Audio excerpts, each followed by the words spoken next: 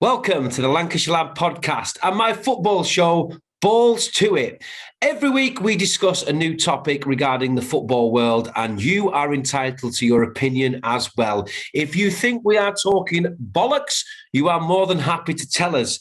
Leave your comments below, keep them nice though, and of course interact with the team. We want to hear your opinion. Thank you very much for subscribing and we'll see you soon.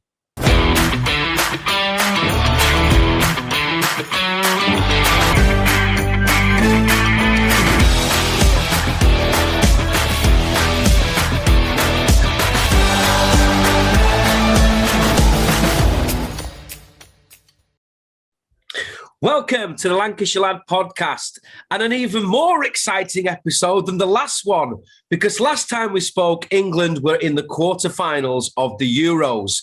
And now, little over a week later, we are in the final. This Sunday, that is right, England will play Italy at Wembley and potentially win our first major trophy since 1966.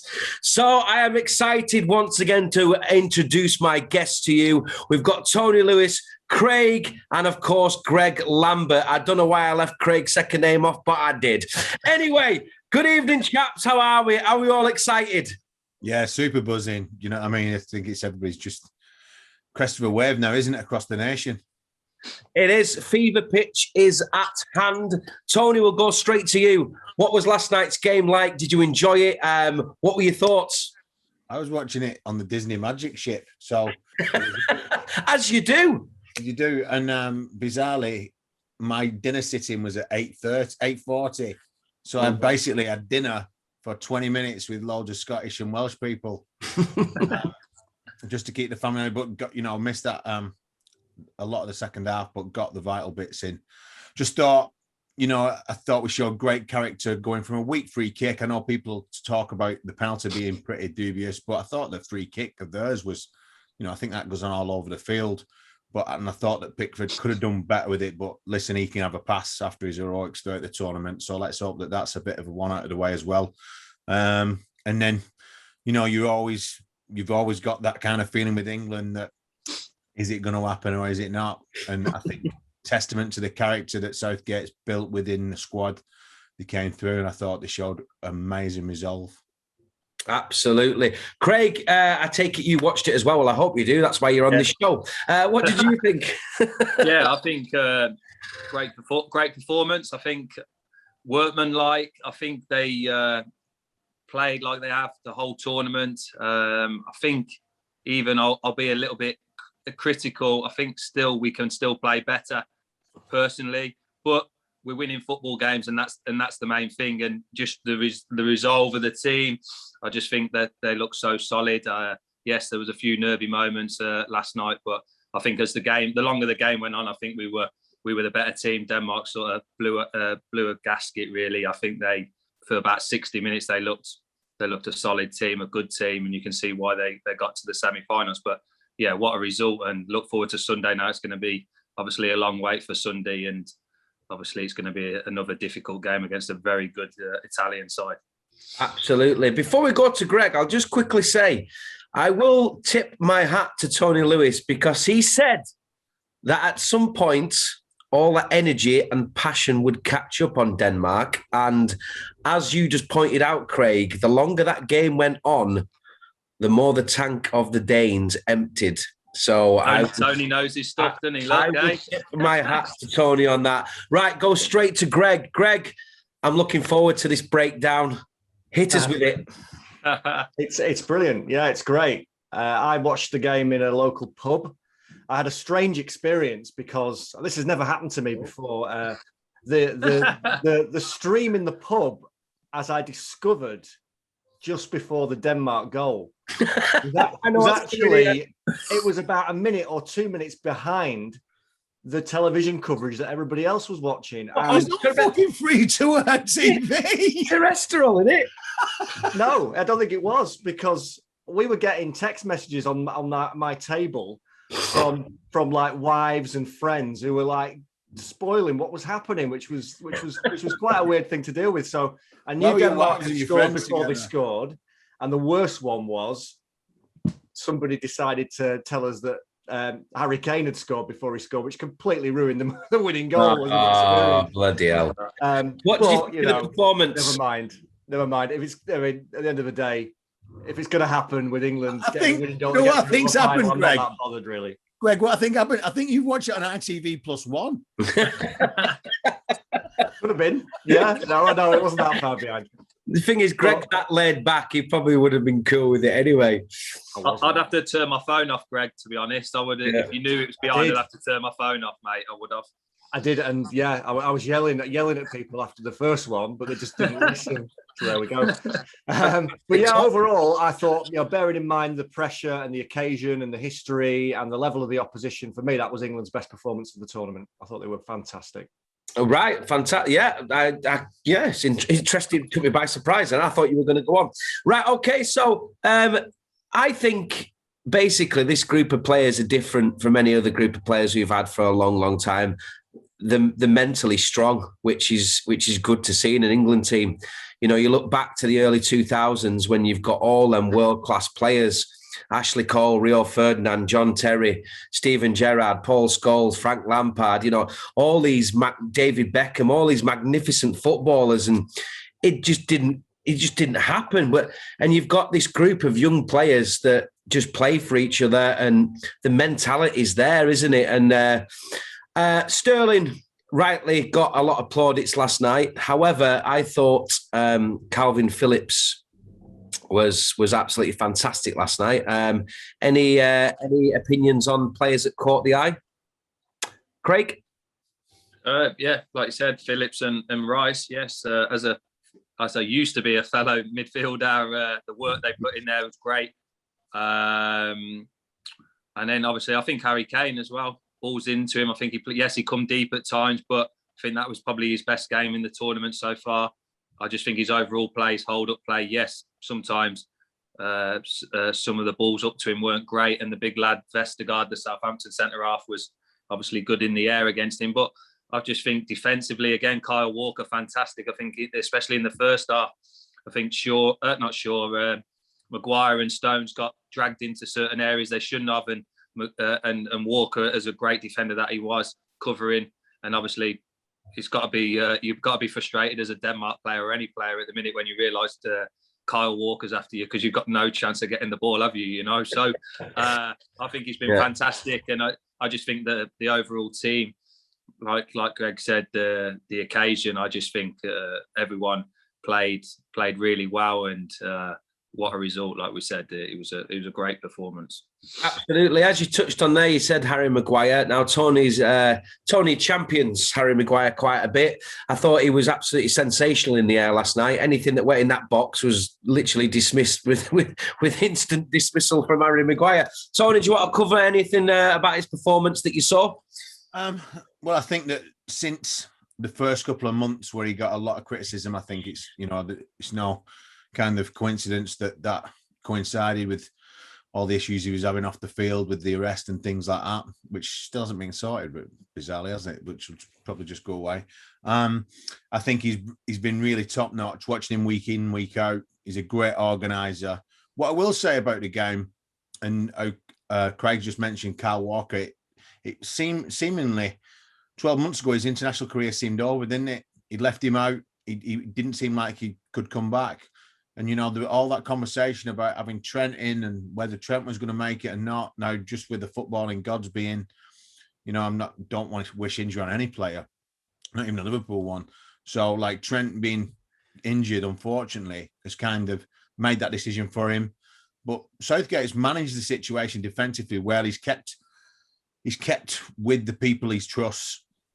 Even Mings coming in early part of the competition. What I will say about Harry Kane is I thought that extra time was superb in buying the fouls, dragging the opposition in. And that is the most frustrating thing as a player when you need to get that ball to try and score back. And you've got players falling over, pushing them in, dragging that leg and just going over. Is it cheating? I'd like to call it gamemanship, but I think it's boxing clever, in it. I thought he did it outstandingly well. And Sterling, it's game 90. Can I put my hand up, Stuart, regarding, as I said, on various social media places I'm on, that before the tournament, which we spoke about, I said about Sterling with his club form, maybe shouldn't be playing. With his club foot? His club foot. But his club form for me wasn't good enough, and I was questioning him playing. But for me now, what a fantastic tournament he is. I'll put my hand up. I've got it wrong. Not very often I get things wrong, Stu, but I'll put my hands up and say that I did get it wrong with Sterling. And apart from Harry Kane, I think his first name on the team sheet, and he's silenced a lot of people. And what a fantastic tournament. Like I said, I think with a couple of minutes to go, he's still taking people on. He's running it into the corners, and his fitness levels have been fantastic. So yeah, I think he's been. If we win or not on Sunday, I think he's got to be up there with player of the tournament for me. Well, because you've done that, Craig, you can now keep your role on this committee. Thank you. No, I'm only joking. Right, Greg, who stood out for you as a player? And fair play to you, Craig, sticking your hand up, because I'm going to have to do it in a minute about Southgate. Over to Greg. What do you think of last night's performance? Who do you think stood out? I always like your detailed analysis. Well, I don't think there's any player who has played in the entire tournament who you could actually say hasn't contributed. And, the vast majority have played exceptionally well.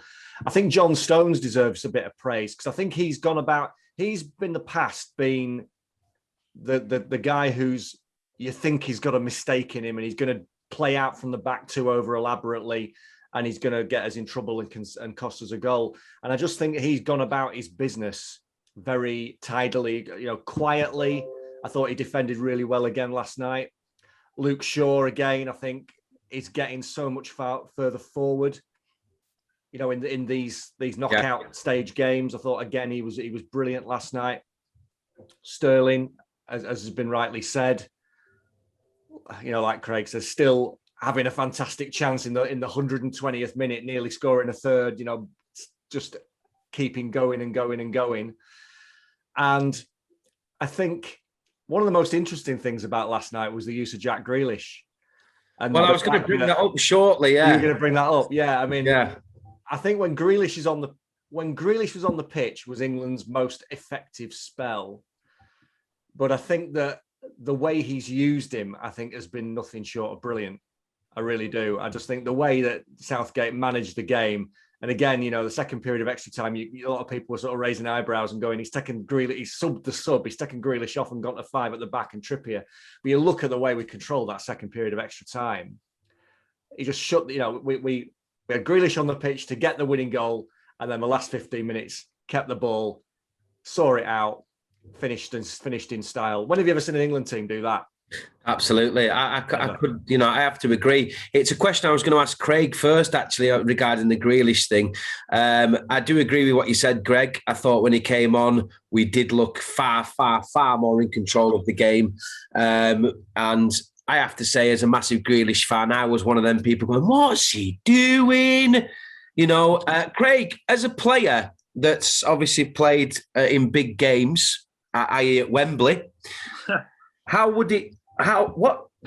would you feel if you were brought on to make a difference? We have a sub, Craig. We have a sub. No. So would you have took it on the chin and seen it that way, or would you have been disappointed? I think it all depends on the relationship you have with the manager.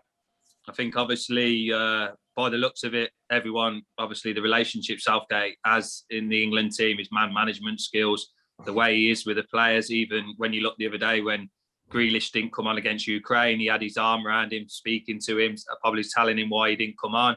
And I was one last night thinking, perfect for Grealish just to stay on, get up, keep hold of the ball.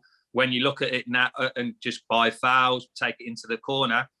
But what can you say, Southgate? Yes, as a player, you'd be frustrated because Grealish wants to play on the big stage. I think if you ask any of the players who are sub and not come on and getting subbed, you want to play in the biggest occasion, and Grealish is perfect for that. But like Greg says, he comes on, he makes his impact, and it sort of shows as well a bit of a negative towards Grealish with that. Does Southgate trust him to do that defensive duties that maybe other players don't? So you've got to give Southgate credit for bringing other players on. Yes, he changed formation, but then he trusts other players to do the defensive side. We didn't concede, so obviously he looks like he's made the right decision. But I know Grealish has come out on Twitter and said this, that he's happy, and this, that, and the other, and blah, blah, blah. But I think he will be a little bit disappointed, because as a footballer, you want to stay on the pitch. Semi-final at Wembley, you don't want to be coming off just because the team's going a little bit more defensive-minded, you know? And yeah. But I think because of the relationship Southgate has with his players, that makes a massive difference, because if you're not got that relationship with a player, you won't be able to get away or be able to do that. And afterwards, Grealish is smiling, laughing, joking. Other players would have sulked. Imagine if you took like a Ronaldo off, or a Messi, or someone like that. Do you know what I mean? Messi wouldn't have sulked. No, but the proof is, basically, it's because we qualified for the final. So yeah. There's no argument. Justified, isn't it? There's no argument. Exactly, it justifies the means. Justified. And I don't think he's fit. I don't think he's got 90 minutes in him. Yeah. I just think before the tournament there was talk about he was having shin problems, and you look at the Czech Republic game when he did start, and the start of the second half he did fade, and so he brought him off. So I think there's that in the back of his mind. I think he's very carefully managing his fitness. Yeah, I don't think I've ever seen an England manager manage a squad of players as well as Gareth Southgate has in this tournament. The selections, when he's changed it up in game to substitute, I mean, he's literally not put a foot wrong. And obviously, is that skill? Is it has things just fallen right for him? I don't know, but literally from the start of the tournament, I was one of them people that wasn't, I'm not a massive Gareth Southgate fan. I could quite easily see him going to a club team after this, or in a couple of years, and being sacked after 6 months. That's what I probably see happening to Gareth Southgate. But what I said before the tournament was I didn't like the way he played football, and I don't think we'd get very far in the tournament. Well, I was wrong. So as Craig said before about Sterling, especially when Gareth Southgate come on TV and said that, I nearly cried when he went, I'll never be able to make up to my teammates that penalty miss in 96, but hopefully this will go somewhere to making it up with the fans. I was like, stop it. I feel like writing him a bloody letter of apology. So anyway, what do we think then? Has Southgate played everything to the absolute T, or has there been a bit of luck? I think that, listen, the football elements, they are luck, injuries, and a bit of fate, aren't they? It's just, that's any successful team will have the rub of the green, or a decision, or a decision that goes against them sometimes. You know what I mean? That doesn't work out. We've been on the wrong end of a lot of decisions, in the past, and I think that every other team has probably had that as well. But because you focus on your team, your country, then that's what happens. But that's the argument with VAR, isn't it? That by the end of the season, they'll level themselves out. But the big decisions like Lampard's disallowed goal, things like that, that's what VAR should be there for.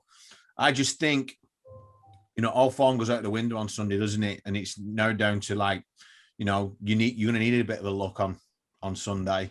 It's going to be an interesting one. But I tell you what, last night we looked a fit side. The rotation has worked. And I'm bringing on a player of Henderson's caliber to control the game for that last 15, 20 minutes. I've never seen England play the ball like that in those areas as well. We just didn't play it in the corner. We're playing the two centre halves was playing it between them. At one point it went back to Pickford. I was thinking, shit, just, let's not do this too much, because you don't trust it there. No. But I think, kudos to the coaching staff, to the players and everybody involved. That last night was like watching a team that's won a tournament in the past, with the Germans, the Spanish, the Italians, a team that controlled the game, and the game management was perfect. Yeah, that's a great comment. Do you think, and we'll ask Greg and Craig this, do you think Jordan Henderson, with the effect he had last night when he came in, do you think he possibly put himself in a position to start on Sunday, or no? No. Look at the shake in the heads. It's okay. I've seen a lot on social media. I will admit, mainly from Liverpool fans, but I've seen a lot on social media basically saying what a difference Henderson made when he came on. And I just wondered, with Mason Mount having a bit of a subdued performance last night, which I thought he did, whether that might open the door for another player. Greg? I thought Mason Mount was excellent in the second half. He was making things happen and linking really well with the front two, and had that lovely little run down the right that he tried to cross it, nearly ended up chipping Schmeichel. I thought Mount was excellent. And if Henderson was to come in, I don't think he'd replace Mount anyway. I think he would come in for Rice and Phillips, which is why he won't. Because he's played Rice and Phillips in every single game. It's been very, very effective. There's no way, unless one of those two guys is injured, that they're not going to start the final. Yeah, that's a great comment. Fair enough. I was just putting it to you. Right, okay, so we're going to move on to the final. Obviously, we've just covered last night's game, etc. So a few weeks ago, or last week, should we say, we all had a few predictions about the final. Sorry to say. But I asked a question. I asked if football was coming home. Tony, remind us of what you said. I said, yeah. Is it still coming home? Yeah. We've had a home... I think, like I would just adhere to the look, we've had a home tournament, more or less. Yeah. Apart from the game in Rome against the weakest opposition we've played in the tournament, we've had a home tournament. It's 96. Yeah. Everything's lined up, hasn't it? Everything's lined up nicely for us. You don't, because, like I say, we're English. We know the English perspective and the English story. We don't know what's gone on in Italy for the last 14, 15 months why this shitstorm's been brewing. So I know that they've suffered as well, but it is the footballing gods. I'm telling you, it's coming home. Craig, is it coming home? Yeah, I think so. I think it's going to be our toughest challenge on Sunday, obviously, especially against the Italians, the pressure.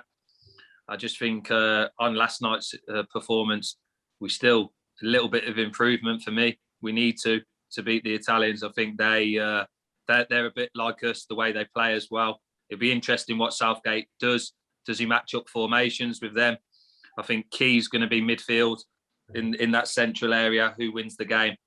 So for me, yes, I'm confident now. I think last week when we had the question, I think I was optimistic. I said yes, it's coming home, but I wasn't 100%. But I think now, the momentum, this should give the lads massive confidence. Yes, Italy will be confident, but I just think, I'm fingers crossed we can get the first goal. I think if we get the first goal on Sunday, I think it's a completely different game. If the Italians score first, you know what they're like. They'll be diving around on the floor, this, that, and the other. So I think it'd be more difficult if they score first. But I think if we get the first goal, I think we win. I won't say convincingly, but I think we win. And yes, I think it will be coming home, but it'll be our toughest game on Sunday for sure. Okay, Greg, last week you said it wasn't coming home. Has that attitude changed? Right, so before I answer that question... Controversial. Just to say that I think it's been a great tournament, a fantastic tournament, and I think that we've got the two best teams in the final, which doesn't always happen. Certainly the two teams with the best team spirit and the two best managers. And I think it'll be a great occasion. The build-up and the hype over the next few days is going to be like you've never seen in your life. The country is going to lose its mind collectively. And it's how you cope with that on the day. I think England have got a great chance. However, I did say Belgium would win it. Yeah. And you've got that wrong once already, Greg. My turn to hold my hands up. I was wrong. Italy knocked Belgium out.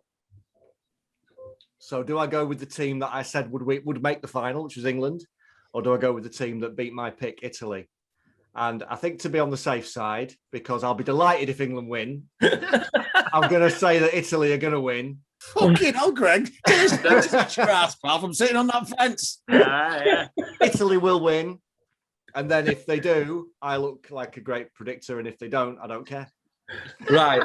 Okay. So we went round the mulberry bush a little bit there, Greg, didn't we? So no, it's not. It's not coming home. Right. Well, I predicted an England-Italy final. Right, yeah. So yes, on the last show. On the last show. Remember that. Did he? I said it'll be a romantic final between Italy and England. Look back. I also said that Harry Kane would be top goal scorer. I brought up the fact. I also said that there was an English player that I think in the past didn't score until after the group stage and went on to be top goal scorer. Yeah, I remember you saying that. Yeah, and I linked that to Harry Kane. So I am going with football is coming home on Sunday. I think it's going to be a fantastic game. I'm looking forward to seeing, Harry Kane. Talk about being up against it. Bonucci and Chiellini, both of them two. He's going to be up there, up top on his own against them two. That's going to be a great battle. And of course, I've got a funny feeling that we're going to see that formation we saw against the Germans on Sunday. I can see that back five coming back into play and trying to frustrate Italy. I think Southgate is going to try and Italy and be defensively frustrating. That's my opinion on it. Obviously, I think you're right. I'm absolutely gutted that I'm going to have to watch this game from my front room and not be able to go and enjoy it with everyone else. So we've got the predictions in. Where people are going to be watching the final? Tony, where are you going to be watching it? Are you excited? And what's your prediction for the score? I'm super excited because how many best men have there been in the last 55 years who've tried to organise a stag do around football? Now, this best man started a stag do to now can collaborate with the final of the Euros that England are playing at Wembley. 10 of us down in Southampton. We're dragging Stanley down to the Concord Club with his divorce lawyer. We're going to have it large. What's the score going to be, Tony? 3-1 England. 3-1 England. Okay. Craig, where are you going to be? Well, not to ask you where you're going to be watching it. I'll be seeing Tony on one of the days, either Saturday or Sunday. I just need to see if I can. If we win, mate, you'll be seeing me till fucking Friday. So I've just got the girlfriend doesn't really watch this anyway, so I'll have to try and get the pass out on her first. So we'll have to sort of. Oh yeah, no, she's not my wife yet either. So yeah, but that'll go down well as well. Cheers for that, mate. So yes, either or, it will either be with Tony or in the front room of my house. So, but sometimes I'll be honest, when I watch football, I like watching it at home. I've gone to the pub before, and I don't seem to get to watch it. People are in your ear chatting. Oh, stop saying this! You're annoying me now. I'm stuck inside. I just like it. Even like last night, I sat on my own. I watched the game, and I just like to watch and just focus on watching. But yeah, for me, I'll go England win, and I'll go 2-1. Kane and Sterling to score. All right, we've got goal scorers as well.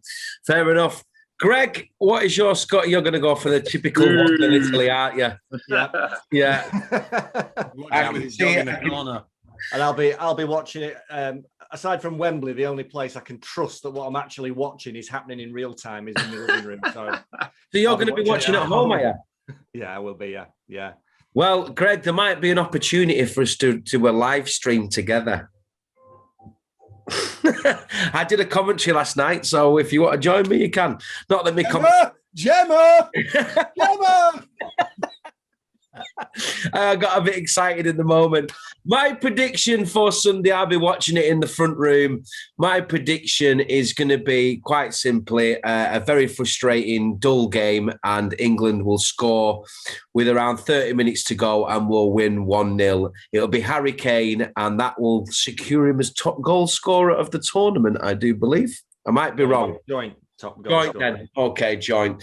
But I think it'd be 1-0 to England. So, ladies and gentlemen, whoever's watching this podcast as it goes out, a big thank you to all my guests once again for taking 5 to 25 minutes out of their time to come and have a chat with us about England's first major final since 1966. It's been a very, very frustrating period of time to be an England fan over the last 30, 40, 50 years. But finally, we have a chance. Can I just say, Stu, before you close it up, anybody watching or listening to this, go out and enjoy it, regardless of the result. Help people out and don't be dickheads, because I saw so much vandalism and hooliganism going on last night. Don't give us a bad name. Go out, enjoy it, and let's bring it home. You listen to Uncle Tony because he knows what he's talking about. So once again, thank you for joining us. England are in a final of a major tournament this Sunday, 8 o'clock. England versus Italy at Wembley. Is it coming home? 3 of us think so. Come on, England. Thank you, lads. See you later. Take care. Thank you, Greg. And don't forget to subscribe.